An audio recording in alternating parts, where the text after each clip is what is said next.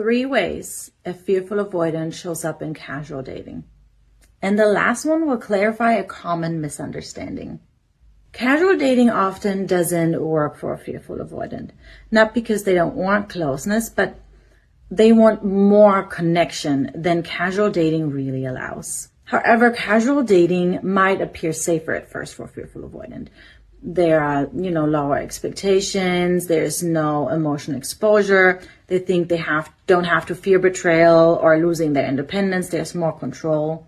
But the need for connection doesn't disappear. Their need for deep emotional connection is usually stronger, and they confuse that vulnerability that they want with the vulnerability when you have sex. Because there is vulnerability around sex, like 2 people are naked, right? But that's not the actual need that they are trying to meet.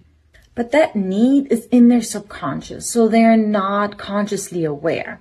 And then they use sex to try to feel close, but without committing emotionally.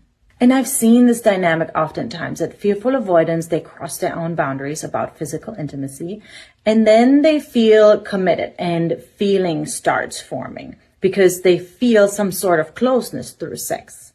And this is when the core wound of abandonment activates. So they start giving themselves up. They fawn. They always make time for their partners. They don't consider themselves at all. However, it comes with the expectation that they are going to commit to a serious relationship without it communicating. Just through their actions, they're trying to show that. But here's the misunderstanding part.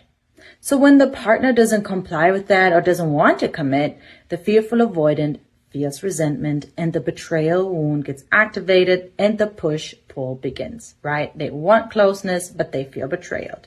So fearful avoidants aren't afraid of someone having feelings.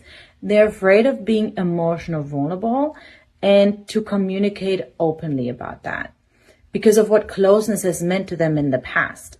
Betrayal, abandonment, and losing themselves.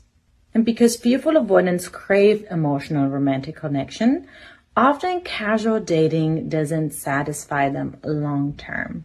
So some try to turn it then into something serious really quick, and others sabotage, especially if they cross their own boundaries around sex. So casual dating doesn't fail because fearful avoidants don't want intimacy. It fails when sex is used to meet emotional needs that were never spoken. And healing is learning to stay in your own frame, name what you want, and let connection build without self-betrayal. To learn what tools I use to change these behaviors and trigger points, sign up for my weekly newsletter through the link in my bio.